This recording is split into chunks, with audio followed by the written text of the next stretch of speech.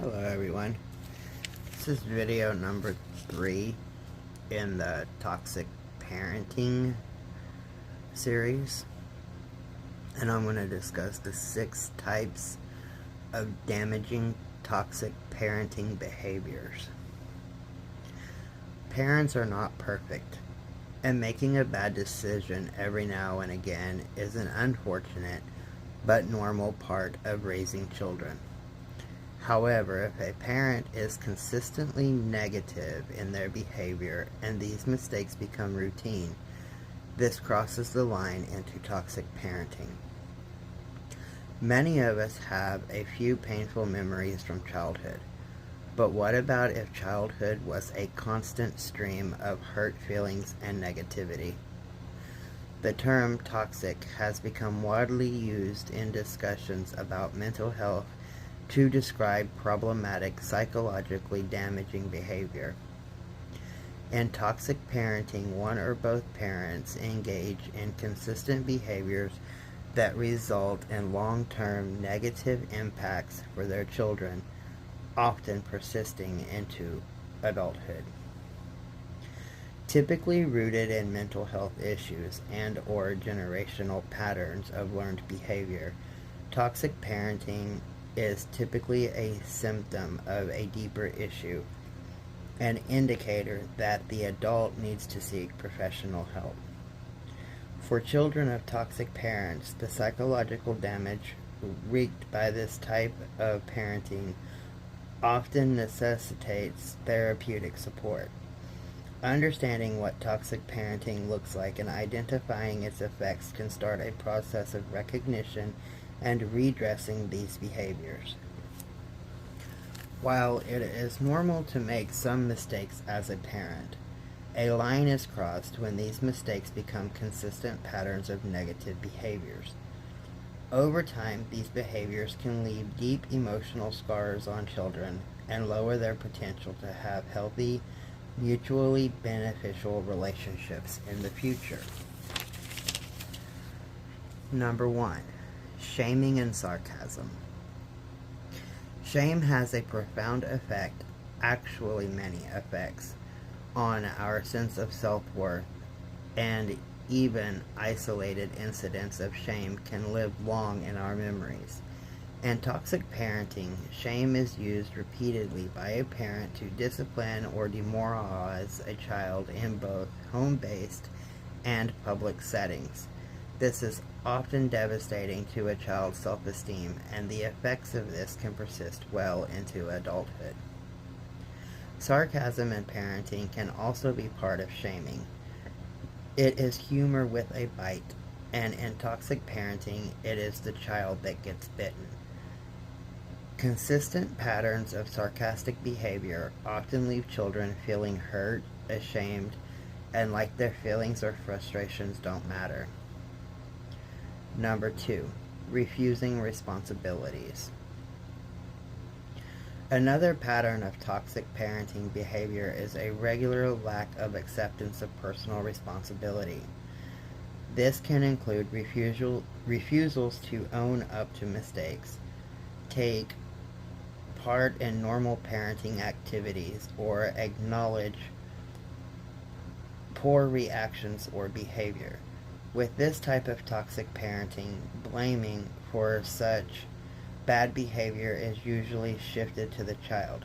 Some examples of this are: the whole reason we got lost is because you wouldn't be quiet while I was driving. It's your fault. Why should I help you with your homework? That's your business. I have nothing to do with that. If you hadn't made me so mad, I wouldn't have smacked you. It's you who needs to change. Number 3. Endless arguing. Hashing out differences with a spouse is a normal part of a relationship, and when done in the right way, can set up a strong example for children on how to handle conflict and disagreements. Unfortunately, in toxic parenting, parents tend to have bitter, nasty, destructive arguments that often occur right in front of the kids.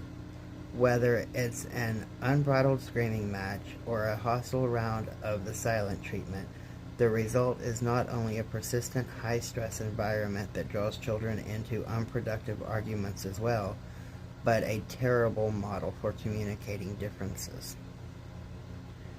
4. Keeping secrets.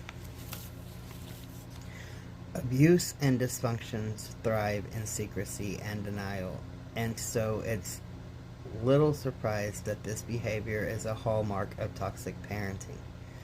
Children may be told to keep secrets about something abusive that was done to them, or about something they have seen or heard that was problematic. For example, children may be told not to tell another person that they saw their parents drinking or using drugs, or saw a parent having an affair. In a situation where a child was abused, they may be told not to tell anyone else and just forget about it. Secrets such as these force kids to go along with things that they often sense are wrong and destructive, and expose them to future harm. Number 5. Treating kids like adults. In this type of parenting, it's toxic because the boundaries that ensure positive expressions of individuality and a feeling of security in families are gone, leaving kids to support their parents emotionally.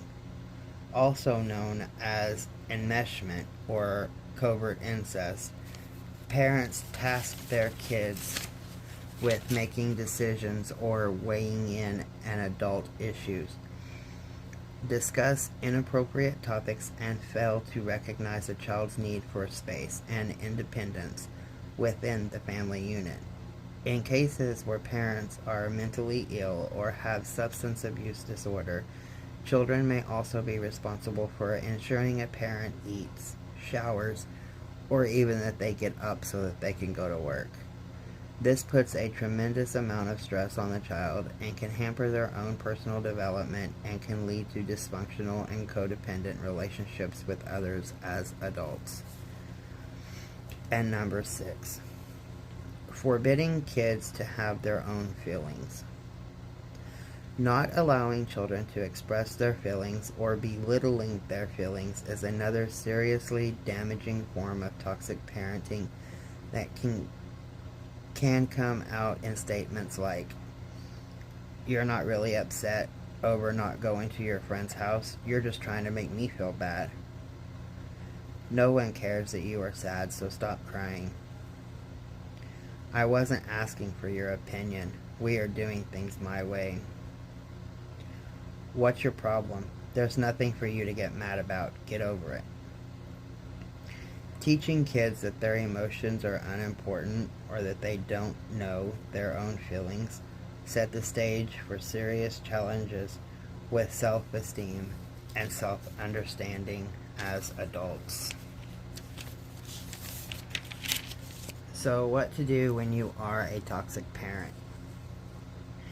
If you are seeing yourself in any of these descriptions of toxic behavior, either in this video or the others in this series, this is an uncomfortable but important moment where growth and healing can occur.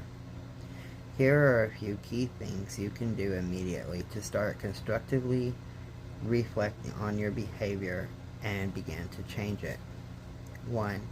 Make a list of things that you can see are problems about your behavior or reactions and how you would like to behave instead. 2. Prioritize what you want to start with. 3. When faced with the situation, focus on disarming your habitual reactions and practicing a new response. 4. Afterwards, ask yourself, was this effective?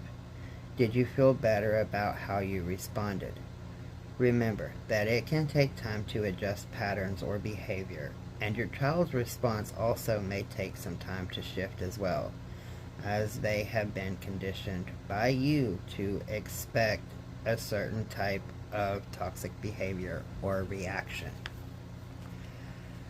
Many parents aren't behaving in a toxic way because they want to, but because there are significant and painful unresolved issues of their own that are driving their actions and reactions.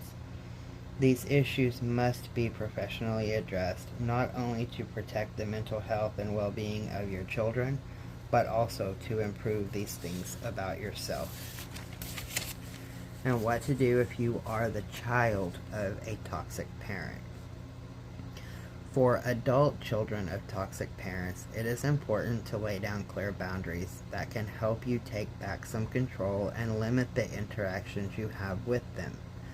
Boundaries can be drawn around any number of situations or topics, but need to be communicated clearly, firmly, and enforced consistently. This can include, for example, setting aside a weekly time for phone calls instead of fielding calls all day long. Immediately ending an interaction if your parent uses insults or begins blaming you for things. Not attending certain family events. In childhood, your boundaries were continuously violated by a toxic parent, and so it may feel challenging or strange to set boundaries now as an adult. Professional support can be very helpful in identifying areas where boundaries are needed, reflecting on and possessing the impacts of toxic parenting, and creating new patterns and ways to move forward. You can reach out to a family chat room and support. This is a free 24/7 where you can connect with other parents, get support for teen pregnancy, children's behaviors, and so much more. The link will be on the community page. This website is actually really good if you just need somebody to listen to you, especially when it comes to families and support. And when I say they cover everything, they really cover everything. They will listen to you about anything. I've seen on some of the things to where they talk to people if they've lost a grandparent, or they're in the mourning phase of losing a parent or a sibling or something. I also know that they do talk to some LGBTQIA plus kids and parents who are struggling with their children's identities and stuff like that. So it's not only about toxic parenting. I could not find something that related directly to toxic parenting that was free. But this one, in my opinion, covers the area of toxic parenting, as well as pretty much any other family issue that could ever arise. And as I said, the link will be on the community page, and I will just simply title it as Toxic Parenting Link plus Family Support. That way you can find it easily. Have a good day, everyone.